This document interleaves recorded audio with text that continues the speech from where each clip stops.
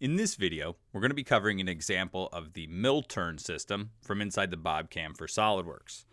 Now I have my part on the screen and it's already oriented with my Z going down the middle of the part, so I don't have to worry about setting up any strange custom reference geometry or anything like that. It's already set up for it, but if our part was rotated any other way, we may have to go in and set up reference geometry to make the origin and machine setup picking a little bit easier. But in this case, I'm just going to right click on CAM defaults and say new job. And then I'm going to choose mill turn, which chooses my one turret, one spindle machine. We have a few different kinds already built in, but when you get mill turn, you will be getting a custom built machine and a custom built post processor. So when I'm done, I do want to start the stock wizard, so I'm just going to hit OK. And then for the workpiece, all I'm going to do is pick the part that represents the final finished part, and I'm going to hit the next arrow right here. Now I'm going to go ahead and choose my cylindrical type stock. It already shows up in the correct extrusion direction of Z-axis, and it picks the size for me. So it's 3.25 by 4 inches long. And then I'm just going to scroll down, and right at the bottom we have some offsets. So you have a diameter offset, a face offset or a front face offset, and then a back face offset. So I'm just going to go ahead and click this arrow one time to add 100 thousandths onto the front face of that part, and then I'm going to hit next. Right here for my machine setup, I'm going to either pick my origin, or if our part wasn't oriented properly when we started, we could go in and actually pick from an existing UCS, meaning you've gone and put a reference UCS on the part. In my case, the part is oriented fine. The way I really want to look at this is if I rotate my view, I want to look down on that X-axis just like that. So that green arrow is kind of pointing at me at all times, and that's going to be a much better way of seeing it because this is the plane that's going to be used between the X and the Z. That's how we're going to pull the geometry.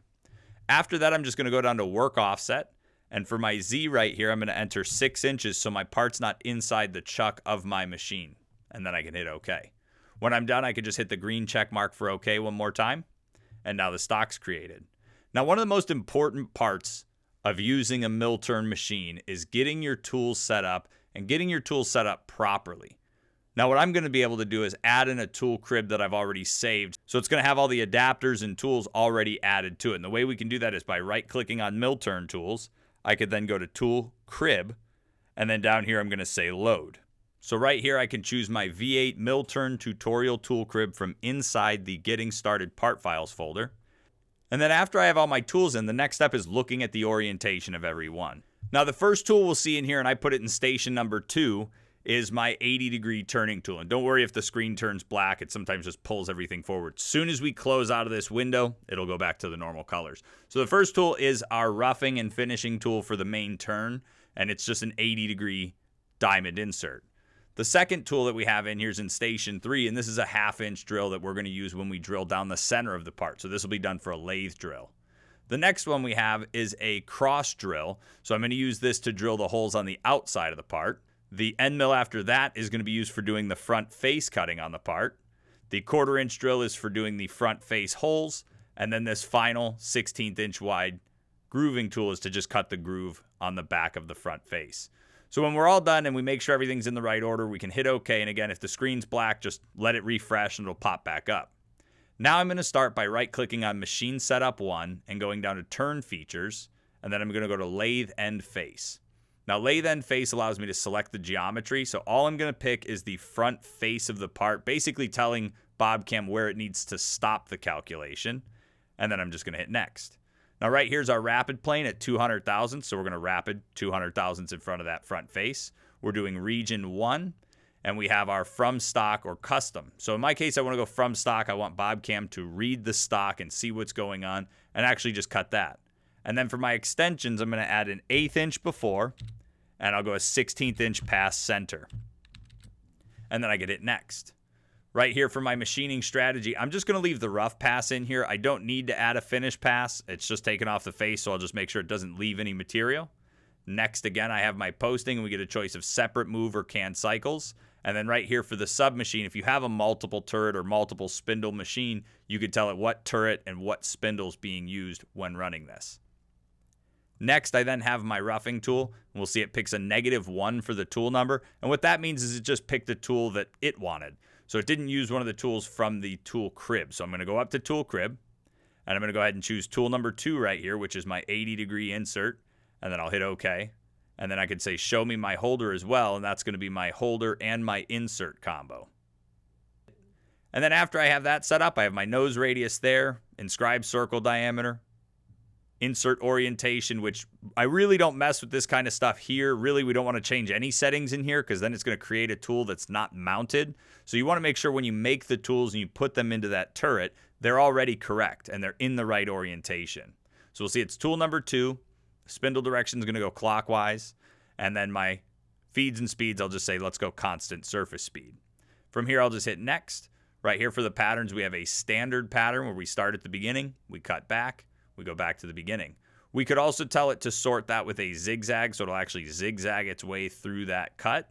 We also have the ability to go in and offset the geometry, so it kind of chips away at it in the shape of the geometry. So we can see the second pass here is going to be a little bit heavier than that first pass. So you might want to be careful with that one. I'm just going to go with standard and standard for sorting.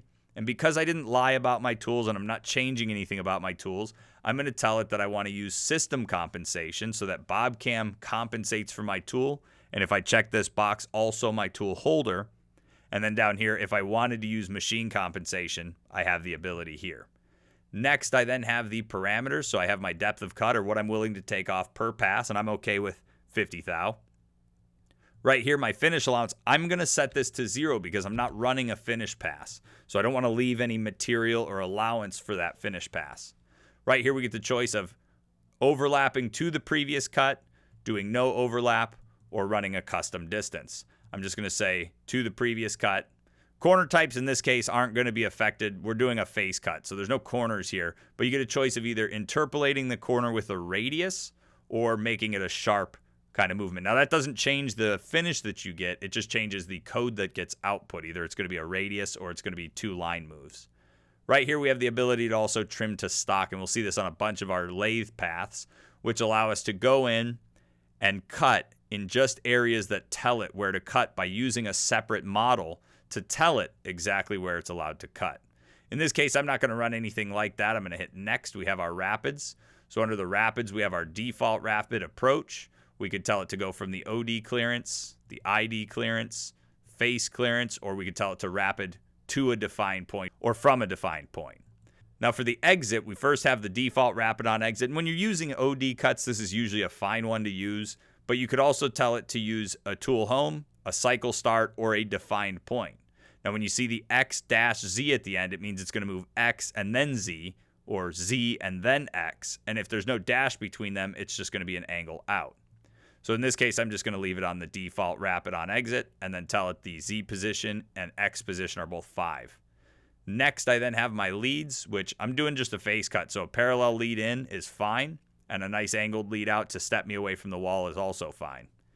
Next, I then have my advanced feed rates where I can convert my rapids to feeds, and I can set my lead in and lead out feed rates based on a percentage of my current feed rates. And then right here we can hit next, where we'll get to the MDI, or the manual data input.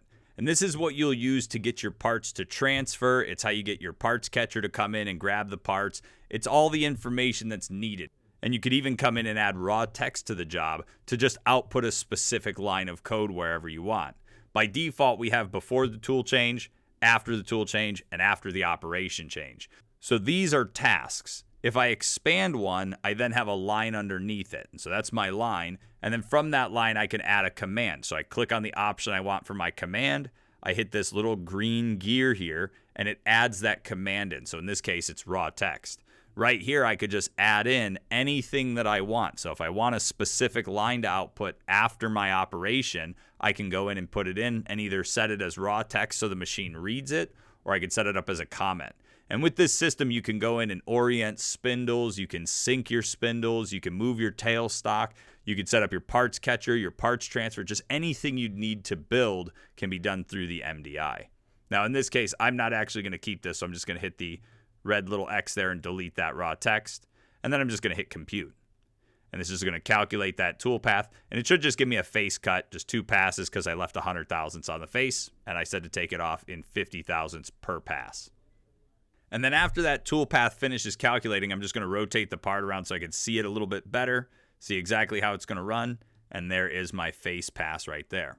So now what I like to do is always right click on that feature and just say blank on blank toolpath and then shrink it up because I'm done. The next step is going to be turning all this geometry down to get to the back of the part. So I'm going to right click on Machine Setup 1. I'm going to go down to Turn Features and I'm going to say Lathe Turning. Now from here I'm going to say Select Geometry. And you got to be careful when you go to pick your geometry depending on what kind of geometry you have. In my case, this corner right here where these two surfaces meet, right at the corner of that hex, that's fine where I have my plane and this just happens to be oriented properly. If you ever needed to, you may need to change the start angle of your plane. And you could say start it at maybe 30 degrees. And that might rotate it so that you end up in the middle of a different section. The problem I run into is if my plane intersects here, and it reads this line as geometry, I'm going to end up cutting this part too small because the corners are the widest point.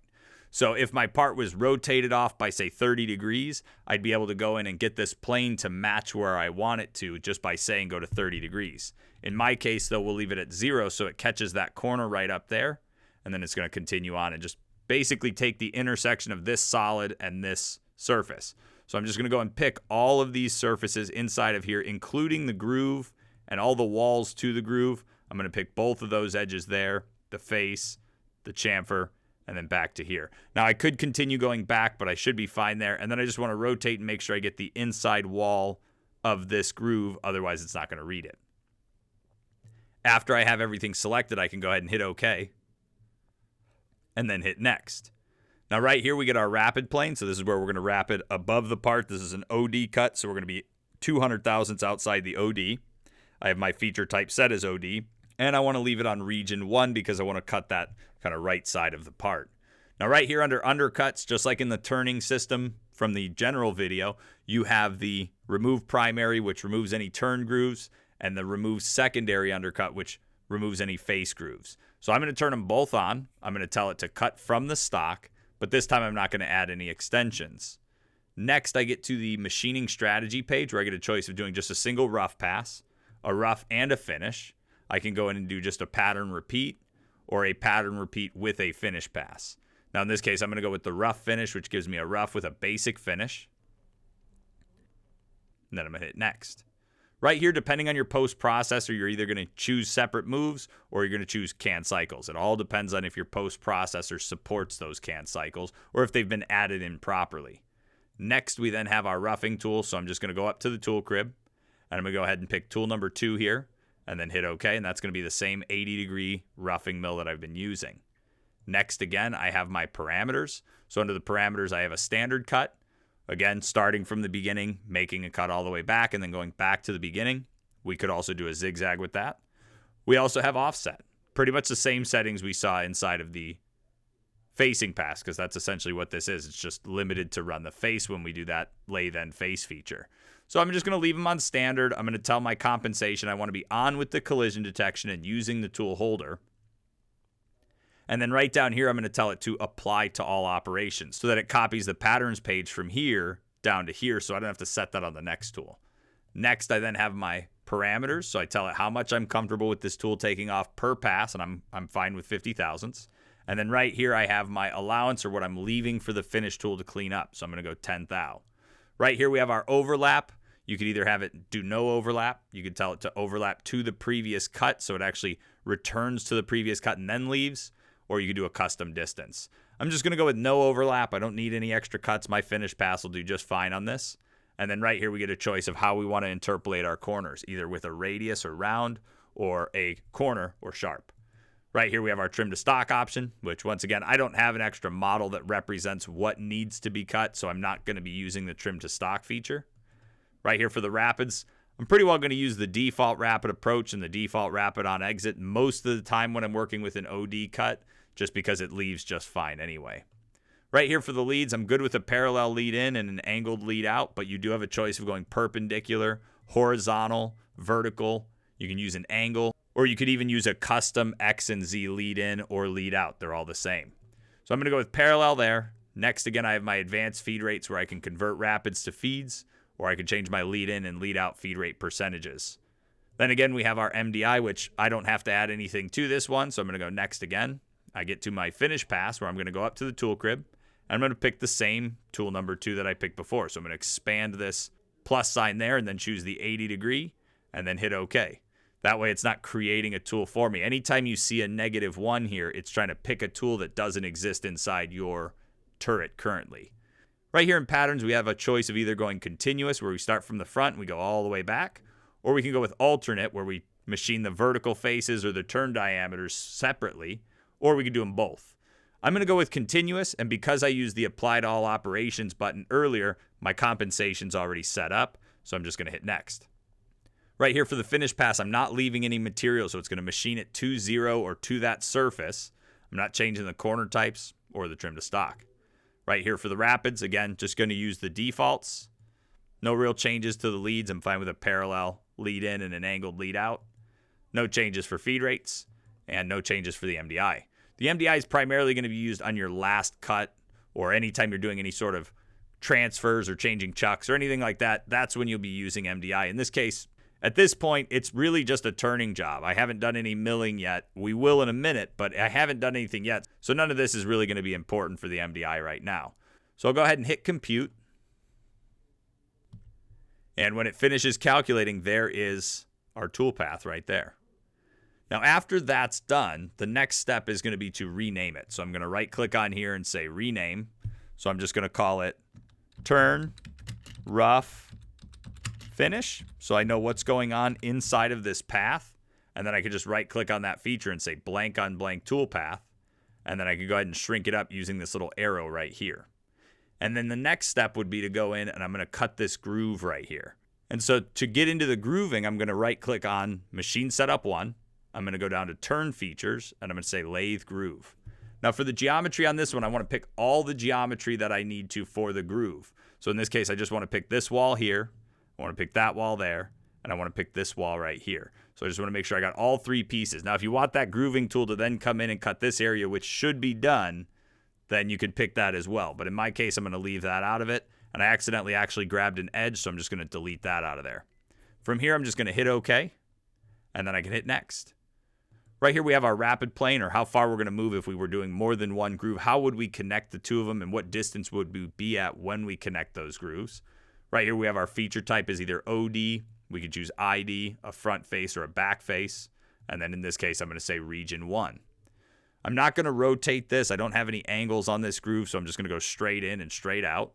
I want to machine from the geometry because the stock has all been taken away from this part, and I'm not going to add any extensions. Next, I then have my machining strategy where I choose a groove rough finish, and I have my groove rough with a finish pass. Next, I have my posting, again, separate moves or can cycles. Right here for my grooving tool, I'm just going to go up to the tool crib. The grooving tool should be tool number 10, so I'm just going to expand that here and pick my 16th inch wide grooving tool. So I'm just going to pick that and hit OK, and then hit next. Right here for my patterns, I have a standard cut where I start and just cut, and with the standard, you get a choice of actually sorting this. So a standard sort would be just a standard 1, 2, 3, 4, 5 kind of cut. A center out is going to go 1, 2, 3 in one direction, and then maybe a 4, 5 in the other direction. Center out alternate's just the opposite of that. And then skip is actually going to skip an area. So you're going to cut in for your groove on number 1, 2, 3 while skipping 4 and 5, and then you're going to come back and cut 4 and 5. You also have a single pass, which allows you to use a custom shape grooving tool. And then you just tell us where your touch off point is or what control point you have, either the center, the beginning, or the end. We also have the choice of doing a zigzag to plunge our way down and then zigzag back and forth inside that groove. In my case, I'm going to go with standard and standard for sorting, and then I'm going to use my tool holder for collision checking, and then I'm going to go ahead and hit next. Right here for the parameters, we get to set up our step over, so I'm just going to set this to a 30-second, and I can literally just type that in, so 1 divided by 32. Click out of the box, it'll automatically do the work for me. And then right here, I have my finish allowance, or the amount I'm leaving for my finish tool to clean up. Right down here, we have the choice of going multiple depths. So if you didn't want to plunge all the way to the bottom, you could tell it what your depth of cut is.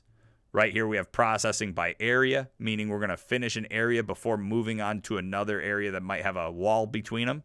Or we could go by level, where we take the entire part, including the area that's got the wall, down at the same level. And then any areas that are lower than anything else will be kind of the last cuts done. Right here, we have our sorting by either one way or we can go with a zigzag. So either we consistently work from right to left, or we go from right to left, then left to right, right to left. Right here we have our pecking. If we wanted to tell it what our first peck amount is, what the increment after that is, what our peck clearance is set to, and then what our peck retract would be set to if we want to use it. We can also use this to trim to stock, so you can tell it exactly where the grooves are, and BobCAM will know where the geometry needs to be cut. The problem with that is you need another model that represents and tells BobCAM where those grooves need to be. Next, I then have my rapids. So right here, I have my default rapid approach, default rapid on exit. Next, again, for the leads, it's a rough pass. All I can do is lead in parallel and lead out parallel. So I'm going to go next. No changes for advanced feeds or MDI. And then right here, we get to our second groove. So I just want to go up to the tool crib, pick the same exact tool. So I'm going to expand number 10 here, pick the tool, hit OK, and then just next my way through. For the patterns, we get a choice of either doing a forced down cut where we meet in the middle of the groove from both sides. You can even add an overlap amount so you extend past it. Or we could do just a basic finish where we start on one side of the groove, feed in, and cut. I'm going to go with the basic finish. I'm going to tell it I want to use on-with collision detection using that tool holder. Next again. For parameters, it's a finish pass. A lot of times these are going to be the quickest paths of them all because there's not a lot of settings changes. So we have our finish allowance at 0. I don't want to leave anything. No changes to the corner type, and I'm not using a bounds or trim to stock option. Right here for rapids, just going to use the defaults. And I'm just going to use the defaults for the leads because as of now, I shouldn't have any issues. But if I find one with a lead, I can always come in and change it. But I might as well use the defaults and see if they cause me any problems. Right here for the advanced feed rates, I'm not going to make any changes. And then right here for the MDI, we're not going to add anything here. When I'm all done, I could hit compute. And there is my grooving tool. So I don't need to rename this feature. It's the only lathe groove I have. So I'm just going to right click on it and say blank on blank toolpath and then shrink it up. The next step is going to be going in and doing a lathe hole down the center of this part. So I'm just going to right click on machine setup 1, go down to turn features and say lathe hole. Now from here, I'll say select geometry, and all I'm going to pick is the inside hole there and then hit OK. Now that automatically reads the depth, it reads the diameter, it grabs everything for me. So from here, I have a choice of doing either a through hole or a blind hole. The biggest thing is if you choose through hole, it will see it as an opening on the backside, which we technically don't have. And it's going to add 50 thousandths onto the drill depth, which shouldn't hurt anything in this case. But primarily, if you don't want to send that drill any deeper than this reading that it got here, you'd use a blind feature. Next, we then have our machining strategy. So I'm just going to choose lathe hole. I didn't set up a center drill, so I'm going to take that out. Otherwise, I have to add that to the turret. And I'm not going to do all that work right now, so I'm just going to drill it out. Next, again, I have my posting. This one would probably have most of the CAN cycles done because it's a drilling feature. Right here for the drill, it automatically picks my 1/2-inch drill, but it's not the right one because it's a -1. So I'm going to go up to the tool crib, and then right in here, I can see I have my number 3 1/2-inch drill. I'll hit OK, and then we can go ahead and hit next. For the parameters, we can see the total depth that it's drilling to and the effective depth. Again, we've added 50 thousandths onto it. We just want to make sure we have enough length on that drill to cut it, which it's going to be close, but we do have the length to get it. Right down here, we have a choice of doing a single depth, a peck, or a fast peck. So I'll go ahead and set it on pecking. Next, we have our default rapids once again, and finally the MDI. When I'm all done, I can hit compute, and that's going to be my lathe drill right there. So now the only features left are these holes here, these outside holes here, and then this hex that needs to get cut in. So I'm going to blank out my feature, and I'm going to start by doing the hex. Now for the hex, we right click on machine setup 1, and instead of going to turn features this time, we're going to go to mill features. I'm going to go ahead and choose the mill 2 axis, and then I can go select my geometry. And I'm just going to tell it to use this edge right here as my loop selection. So I'm going to right click, say select loop. If it picks the wrong loop, just click the arrow and it should grab the correct hex loop all the way around. And then I could go ahead and hit OK. Now after I have that selected, I'll hit next. Right here for the clearance, I have it set to auto. My rapid plane's at 200 thousandths, feed plane's at 0.1. And then right here, I have my top of feature. Now, if I go and run this, it's going to be a 1.7 cut all the way down to the bottom. If I want to do multiple steps, I'm going to have to waste that time cutting air because most of it's gone.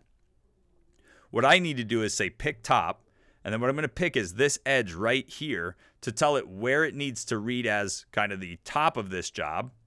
And then for the bottom of the job, I'm just going to say pick bottom and pick the bottom edge right here. Then I can hit OK. So we'll see the total depth is going 580 thousandths. That's all I need to really worry about stepping down and into. From here, I'm not going to add any extensions because it's a closed shape. I'll go next again. For the machining strategy, I'm going to go ahead and use profiling, which gives me a profile rough with a profile finish. Next again, I have my tabs. I'm not going to leave any tabs. I want to finish cutting this entire hex. Next for posting, we have our work offset, our output rotary angle, contour ramping output, and then our posting mode. We could choose either longhand code, we could choose auto or y-axis mode depending on your machine, or we can use polar interpolation. Now in this case, I'm just going to go with longhand code because this is a pretty simple machine, and then I'm going to go next. Right here for the multi-axis posting, we're not going to make any changes. This shouldn't be something you have to go make changes to often. If there is minor changes, a lot of times it's things like limits that aren't really being hit, but in BobCAM they think they are. Next, I then have my profile. So we'll see this did pick the correct end mill. I just want to make sure it's the right one that's oriented the right way. So I'm just going to go up to the tool crib, tool number 6. There it is. We'll see it's pointing at the front face of the part, and that's what I want when I pick this. So then I'll go ahead and hit OK. And then after I have the tool set up, I have my tool number here, height and diameter offset, coolant, which gives us a choice of flood, mist, air, oil, or off. And then right here, I have my feeds and speeds. Now, we are calculating feeds and speeds based on whatever material is set up under the stock right here. So it looks like it's aluminum because these are usually the numbers that get pulled. But if you need to change that, I would start by changing the material. And then if you really need to change the feed rates, uncheck the button that says Use System Feeds and Speeds. And you just have to enter in the spindle RPM, the cutting feed rate, and the plunge feed rate. Those are the 3 things that output into the code. Next, I have my patterns. Now, I have a choice of going standard. We could do a contour ramp, or we could go ahead and do a side roughing. I'm going to use the side roughing. I'll tell it that I have an extra 1/4 inch of material, and then the number of passes that I want to use to remove that is going to be 2. I'm going to keep it with a zig so everything moves in the same direction. Compensation I have set to left, and then I'm going to turn my machine compensation on to left, so I have that G41 output, and I'm not going to change any of my linking. Next, I then have my parameters, so I could tell it my side allowance or what I'm leaving for the finished pass to clean up, which is just 15 thousandths. And I am going to tell it to do multiple steps. And I'm going to break these multiple steps into 3 passes. So I'm going to say 0.58 divided by 3, and then hit next. Right here for the leads, we have plunge or ramp. I should be starting off the part, especially if I set up a proper lead in. I'm going to go with a circular lead, and I'm going to leave it at a 1/4 inch diameter. And hopefully this will get me to not plunge onto the part. Otherwise, I could add a ramp, or I could make my lead in a little bit bigger so I start a little further away. Next, I then have my corner types. I'm not going to make any changes there. Next, I have my sequencing. It's only cutting 1 part, so it shouldn't matter. Next, we then have the advanced feed rates, which we're not going to change either. And finally, the MDI. Next, I have my profile finish. Once again, it does not pick the right tool, especially since it's looking specifically for a finished tool. I want to go up to the tool crib. I want to go down to station 6 here, and I want to go ahead and choose my same 1/2 inch flat, and then hit OK. And then from there, I could hit next. Now, the profile finish is pretty straightforward. It only has a single pattern, which is standard. I still have to set up my compensation. But other than that, I'm really not making too many changes. This is just going in and making 1 pass to shave off the 15 thousandths that I left before. So I'm going to do it at the full depth. I am going to give it some circular leads still. But I'm not going to change the corner types or the sequencing or the feed rates or even the MDI on this one. When I'm done with all of that, I can hit compute. Now, if you don't see a path, it's because the direction of cut is in the wrong position. And you can actually see the pink lines just barely right there. What's happening is we're compensating to the left, but the direction of cut is not going the correct direction for us to comp left. So what I need to do is go over here where it says default chain start point. And what I'm going to do is I'm just going to right click on that, and I'm going to say reverse direction. And then I'm going to right click on the feature 2 axis once again and say compute toolpath. And that's where we're going to compute. Now what I can then do is even move where this start point's at currently. If you don't want to start on the corner, especially with a circular lead, it might be better with a parallel lead, but I could just move my start point. So I could actually right click on here. I could say modify instead of reverse, and then I could just pick a spot on the chain that I want to run to, and then just make sure the direction stays the same. You could actually switch it by clicking the tip of the arrow. I always want to make sure that it's going clockwise around the part when I'm doing an outside cut so that it comps to the left side for a climb mill. When I'm done, I'll go ahead and hit OK, and then I'll right-click and just recompute that toolpath, and there it is. After that, I'm just going to right-click, say rename, and I'm just going to call it Hex Profile. And then I can right-click on that feature and blank it out. The next feature is going to be doing these face holes right here. So I'm just going to right-click on Machine Setup 1. I'm going to go down to Mill Features. I'm going to say Mill Drill Hole, and then select my geometry. Now right here, I am doing this as a standard drill. So all I have to do is say pick that, pick that, pick that. I'm just going to grab all 6 of them here. There's one more over there. And then I'm going to hit OK. From here, it reads the diameter, it reads the depth, and it knows that it's a blind hole because it saw the floor. Next, again, I have my feature, and we'll see that the top of feature reads properly. It knows how deep it's going, and it knows the final depth of it. The problem we're going to run into is if it links from one hole to another, it's going to clip this section here. So we can see that the total depth is 0.6875. So we'll see that if we run this by default, we're just going to lift up 200 thousandths and then go through. But that part's about a ½ inch tall where we go and cut. So I want to come in and tell it that I want to go 0.65 and 0.65. So for both the rapid plane and the feed plane, that should be enough to get us to clear over the face of that hex. And then I'll hit next. Again, for the strategy, I didn't set up a center drill, so I'm just going to choose hole. And then with the center drill selected under current operations, I'm going to click this little red X. Next, I then have my machine sequencing. I'll say, let's go ahead and pick the order and then actually pick it.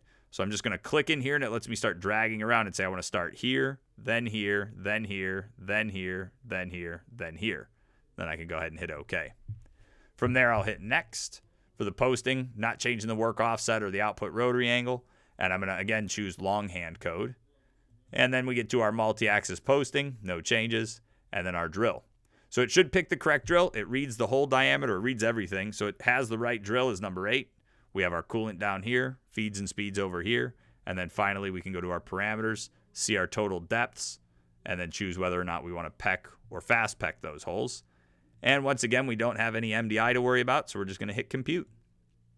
And it's just going to go in and cut all of those holes. And we'll see that our clearance moves right here are clearing the part. We'll check the simulation and make sure that's tall enough, but it should be. Then I'm going to right-click on that feature and say blank on blank toolpath and shrink it up. And finally, the last set of holes is the cross-drilled holes. Now, these ones are about as easy as everything else just because you right-click, you go to your hole features, you say mill drill hole, we say select geometry. The difference is instead of doing a standard drill or a multi-axis drill, which we didn't use, we'd use a cross drill. And the rotation axis is our blue arrow here, which is our Z-axis. So all I'm going to do is pick all these outer holes here. Make sure you're not just grabbing the edge. You want to grab the cylinder wall. So I'm just going to pick all 3 of those. I got that one there, and this one right over here. And then when I'm all done, I can hit OK. After that's done, it reads the diameter of it. We have it set as a through hole because there is a hole in the middle of that part in the back side. So I'll go next. Right here, we have our 3 different groups. I don't really care that they have a different depth. I'm fine with that. But if we wanted to merge them all together and just make them all go to the same depth, that would be fine as well. I wouldn't have to worry about doing separate groupings for them. And the easiest way to do that is I'm just going to take this one right here, which says 0.6536. I'm going to just change all of these other ones to the same number. So 0.6536. They all have the same top of feature, and it's a round part, so it should be fine. And then what I can do is I can drag a box over them and say regroup those holes. And that adds them into one hole feature, so it'll run around the outside of the part. Next, I then have my machining strategy where once again, I'm going to choose a hole and get rid of the center drill. Next, again, I have my machine sequencing. So it shouldn't matter. I'm hoping it'll go all the way around in a good clean order. But if I want to, I could always come in and tell it to go with the pick order. We also have the choice on this one to go along the rotation axis or around the rotation axis. I'm actually going to pick that one. That one's going to go around the rotation axis, which is exactly what I want. So I'll go next again. For posting, no changes there. No changes to the multi-axis posting. And then for the drill, automatically picks tool number 4, which is set up to do these cross drills. Right here for the parameters, we have our effective depth and overall depth. And the effective depth doesn't match the initial depth because we add 50 thousandths onto it. And then right here, I'm going to tell it to either peck or fast peck that if I wanted to. And then next we get to the MDI. Now, since this is my last operation, I'm not doing any transfers. This is a one turret, one spindle machine. But this would usually be the point that I'd start adding something in. If I did want to do a part transfer, I'd go after the operation and I'd start adding in the transfer to this. But I don't have any MDI that I'm going to add. So when I'm all done, I'm going to hit compute. And we'll see there are the holes drilled around the outside there. And then the last step is I'm going to simulate it, and then we can post it real quick. So for simulation, I'm just going to go to the BobCAM tab and then click simulation. And then when the simulation loads, you don't want to turn your speed up too high because it will actually change how fast it runs through. A lot of this stuff runs slower and faster than other things. But I'm going to go ahead and just say run. And I'm going to turn up the speed a little bit so we can see it run. But the face runs pretty quick. So we'll see it run. There is the face. And then we get in for the turn rough, as well as the finish with the same tool. And then we're going to go in and start cutting the groove. As it moves in, there it is. And then we're going to enter with our finish pass. We're going to do our drill down the middle of the part. We're then going to do our hex cut. So I have it stepping its way in right there, so it's not too hard on the tool. Then we're going to finish the hex out. We're then going to come in and start drilling all of the face holes there, and then the cross-drilled holes right there. And there is the final part. When we're done, we can close out of the simulation using this X right here or hitting exit simulation up at the top of the screen. And then when it comes time to generate the code, we could just right-click in the milling job and say post. And that's going to generate the code, which we could then take to the NC editor or bring it right out to the machine if we've proven out this post before. And that concludes the video on the mill turn example from inside BobCAM for SolidWorks.